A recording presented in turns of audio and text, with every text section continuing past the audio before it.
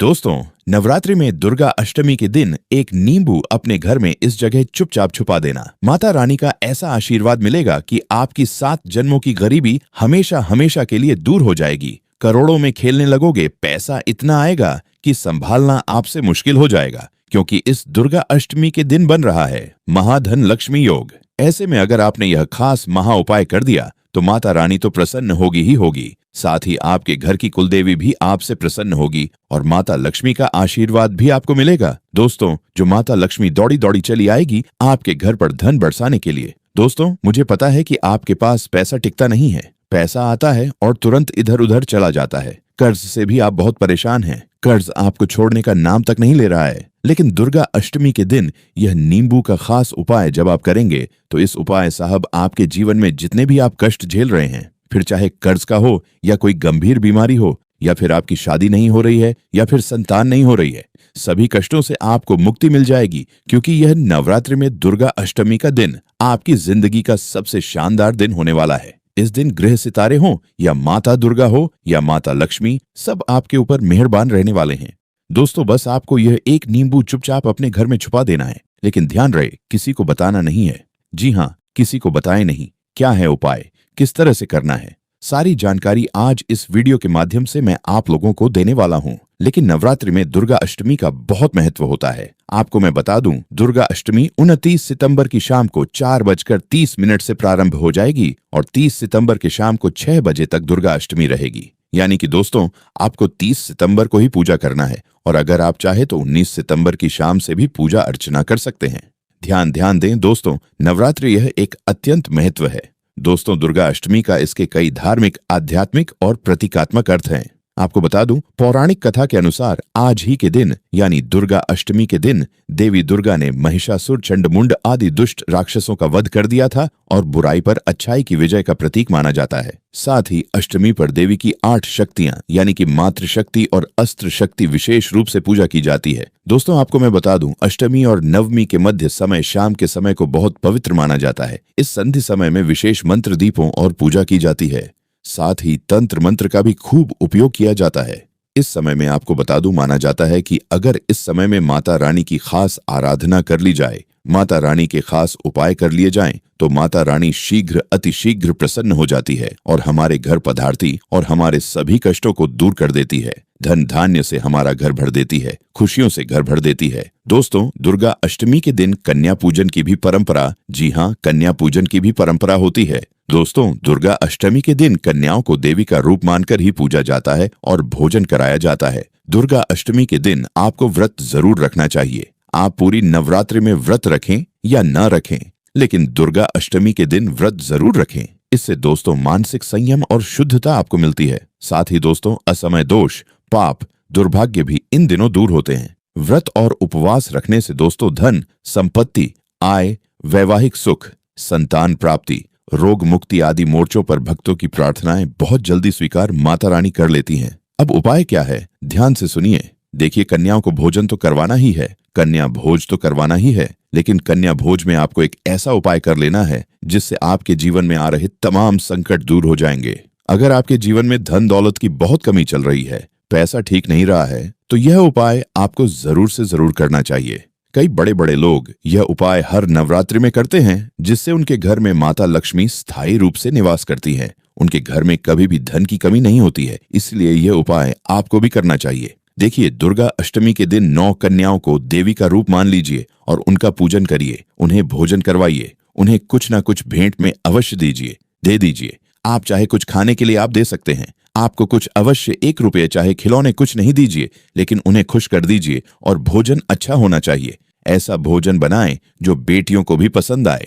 अब उपाय क्या करना है, एक टोटका बता रहा हूं, वह विशेष टोटका आपको करना है। आप जब 9 कन्याओं को भोजन करवा रहे हैं तो एक उपाय कर लीजिए जिससे धन दौलत की आपके घर में कभी कमी नहीं होगी। जब आप 9 कन्याओं को भोजन करवा दें और उसके बाद जब आप पूजन करें तो इसके बाद आपको एक उपाय करना है।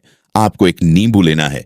जी हाँ दोस्तों, आपको एक नींबू लेना है। उस नींबू को सबसे पहले आप अच्छे से धो लीजिए। इसके बाद जो सारी 9 कन्याएं हैं, उनके जो चरण हैं, उनके चरणों पर उस नींबू को लगाना है, यानी कि चरणों से नींबू को स्पर्श करवाना, पैरों से नींबू को स्पर्श करवाना है। सभी 9 कन्याओं के चरणों से नींबू को स्पर्श करवा दें।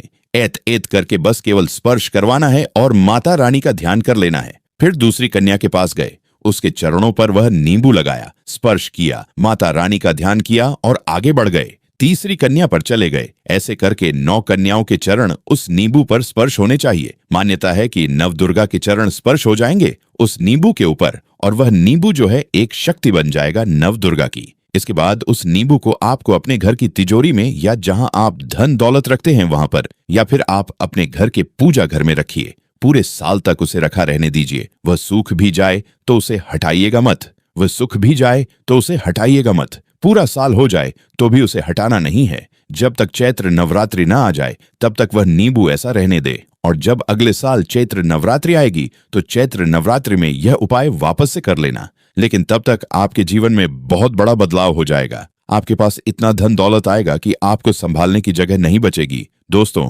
आपकी 7 जन्मों के अब आपकी 7 जन्मों की गरीबी हमेशा के लिए दूर हो जाएगी। तो यह उपाय आपको जरूर से जरूर करना चाहिए।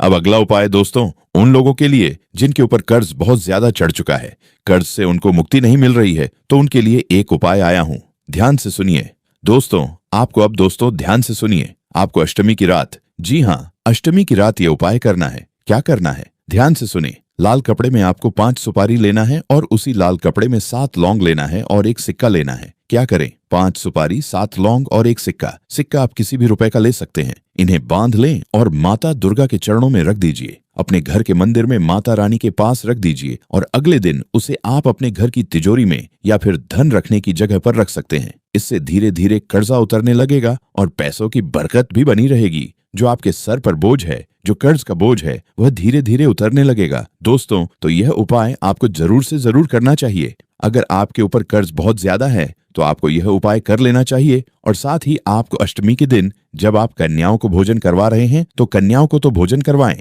उसके पश्चात आपको कुछ भोजन, जो घर के बाहर कुत्ते हैं, जी हाँ, कुछ कुत्ते हैं, अगर घर के बाहर, तो उन कुत्तों को भी वह भोजन में से कुछ अंश, आप चाहे तो खीर या हलवा, कुछ भी कुत्तों को अवश्य दीजिए। कुत्तों को जब आप माता रानी का प्रसाद स्वरूप देंगे तो इससे आपका जो कर्ज है वह शीघ्र उतर जाएगा। भैरवनाथ बाबा की कृपा मिलेगी, शनि आपका बलवान होगा और जो कर्ज है वह धीरे धीरे उतरने लगेगा। पैसों में बरकत आनी शुरू हो जाएगी दोस्तों, और जो आपके सर पर बोझ है वह भी उतर जाएगा। तो यह उपाय जरूर से जरूर करें। अब दोस्तों, कई लोगों की शादी नहीं हो रही है, विवाह के योग्य नहीं बन रहे हैं, सालों साल हो चुके हैं, लोगों के ताने अलग सुनने पड़ते हैं, जीवन साथी के लिए तरस रहे हैं, जिससे प्रेम करते हैं उससे भी शादी नहीं हो पा रही है, शादी होने में बाधा आ रही है, किसी के घर वाले नहीं मान रहे हैं तो किसी के हालात उसके साथ नहीं दे रहे हैं। दोस्तों, इन सभी से मुक्ति मिल जाएगी। जो भी विवाह में अड़चन आ रही है, जो भी बाधा आ रही है, वह सारी बाधाएं दूर हो जाएंगी। करना क्या है, ध्यान से सुनिए दोस्तों। इस अष्टमी पर, जी हाँ, इस दुर्गा अष्टमी पर आपको 11 कन्याओं को, जी हाँ, 11 कन्याओं को लाल चूड़ी, सिंदूर और बिंदी भेंट करनी है। देखिए, लाल चूड़ी अच्छी होनी चाहिए। ऐसी चूड़ियां हो जो बच्चा पहने, सस्ती गंदी वाली मत लेकर आना। अच्छी चूड़ियां लेकर आना जो कन्या पहन सके, ऐसी लाएगा। और सिंदूर की डिब्बी भी आप दे सकते हैं, या चाहे तो आप बिंदी की एक टिकिया भी दे सकते हैं। बिंदी का पैकेट भी आप दान कर सकते हैं। तो यह तीनों चीजें आपको कन्याओं को देनी है। कम से कम 9 या फिर 11 कन्याओं को आप दीजिए। उन्हें भोजन कराइए, उनके चरण स्पर्श करिए। इससे आपके अटके हुए विवाह के योग प्रबल हो जाएंगे और योग्य जीवन साथी आपको शीघ्र मिल जाएगा। देखिए, अगर सभी कन्याओं का नाप अलग अलग होता है, आप चाहे तो उन कन्याओं को चूड़ियों के पैसे भी दे सकते हैं। उनको कहिएगा कि आप चूड़ियां अवश्य लेकर आए, लेकिन कभी वह लाएं या ना लाएं। इससे अच्छा है कि आप किसी दुकान पर उन कन्याओं को ले जाइए और उन्हें चूड़ी दिलवा दीजिए। इससे विवाह के योग बहुत जल्दी बनते हैं। अगले साल, यानी कि दोस्तों पिछले साल, जी हाँ, पिछले साल जिन जिन लोगों ने उपाय किया, आने वाली देव उठनी 11 से ही उनके विवाह होने शुरू हो गए थे। अब संतान प्राप्ति का उपाय बता रहा हूं, बिल्कुल ध्यान से सुनिए। संतान का सुख, जब माता पिता यानी कि एक दंपत्ति को संतान का सुख न मिले तो उनके जीवन में सब कुछ होने के बावजूद फीका लगता है। चाहे धन पास में हो या ना हो, लेकिन अगर संतान ही ना हो तो कोई मायने नहीं रह जाता उस सुख का, उस संपत्ति का। इसलिए संतान होना जरूरी है। संतान होने से उनके जीवन में किलकारियां गूंजने लगती हैं, उनके जीवन में सुकून मिलने लग जाता है। तो यह उपाय कर लीजिए। चाहे 8 साल हो गए हो, शादी को 10 साल हो गए हो, फर्क नहीं पड़ता है। इस उपाय को करने मात्र से ही कुछ दिनों में आपको इसका रिजल्ट मिलना शुरू हो जाएगा और बहुत जल्द आपकी कोख भी भर जाएगी। क्या करना है, ध्यान से सुनिए। अष्टमी को, जी हाँ, दुर्गा अष्टमी को माता के सामने एक नारियल रख दीजिए। माता रानी के सामने एक नारियल रख दीजिए। आप यह उपाय चाहे तो अपने घर के मंदिर में कर लें, आप चाहे तो घर के किसी ऐसे नजदीकी मंदिर में करिएगा। अपने घर के पास किसी ऐसे नजदीकी मंदिर जाइए जहां पर भीड़ भाड़ ना रहती हो, शांति से आपका काम हो जाए, यह उपाय हो जाए। ऐसी मंदिर जाइए या फिर घर में ही कर लीजिए। एक नारियल रख लीजिए माता रानी के सामने और उस पर अपनी इच्छा संतान प्राप्ति मन ही मन कह दीजिए। उस नारियल को स्पर्श करके आपको मन ही मन जो इच्छा है आपकी कि मुझे संतान प्राप्त हो जाए, मुझे संतान हो जाए, अच्छी संतान हो जाए, वह माता रानी से बोल दीजिए। नारियल उन पर फिर लाल चुनरी बांध दीजिए और उसकी पूजा कर लीजिए और बाद में यह नदी में बहा दीजिए। जी हाँ, बहते पानी में बहा दीजिए। आपके आसपास जो भी नदी है उसमें बहा दीजिए। माना जाता है कि संतानहीन दंपति को संतान सुख प्राप्त हो जाता है। उस उपाय को करने से बहुत जल्दी आपके घर में भी किलकारियां गूंजने लगेंगी।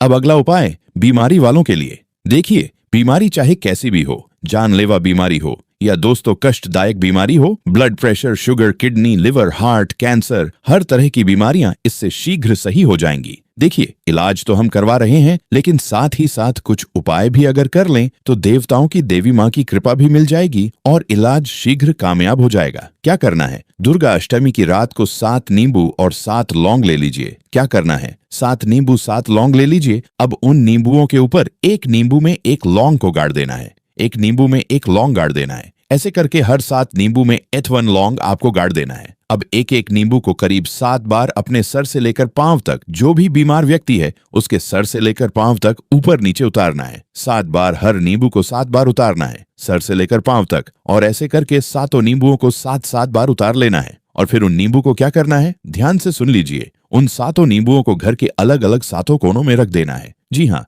घर के अलग अलग 7 कोने, आपके घर के अलग अलग 7 कोने, पहले कोने से लेकर घर के अंत तक के कोने, यानी कि घर की शुरुआत के 2 कोने हो गए और अंत के 2 कोने हो गए। 4 अगर तो यह हो गए। घर की छत पर जाइए, छत के कोने में रख दीजिए, एक बाथरूम में रख दीजिए, एक ऊपर सीढ़ियों पर रख दीजिए। ऐसे करके घर के 7 कोनों में ये 7 नींबू रखने हैं। ध्यान रखिए, 7 कोनों में 7 अलग अलग नींबू रख दें और पूरी रात रखे रहने दें। अब अगले दिन सुबह उठकर सबसे पहले बिना नहाए धोए 7 नींबू को इकट्ठा कर लीजिए और बासी मुंह ही यह उपाय करना है। 7 नींबू को इकट्ठा कर लिया और 7 अलग अलग तराहे पर, जी हाँ, जहाँ 3 रास्ते होते हैं वहां पर जाना है। 7 अलग अलग, जी हाँ, 7 अलग अलग तराहे पर जाकर एक एक नींबू फेंक कर आ जाइए। एक एक नींबू अलग रखकर आ जाइए वहां पर, और पीछे मुड़कर मत देखना। इससे जितनी भी गंभीर बीमारी है वह दूर हो जाएगी। माता रानी की ऐसी कृपा होगी कि आपके जीवन में जितनी भी बुराइयां हैं वह सारी दूर होंगी।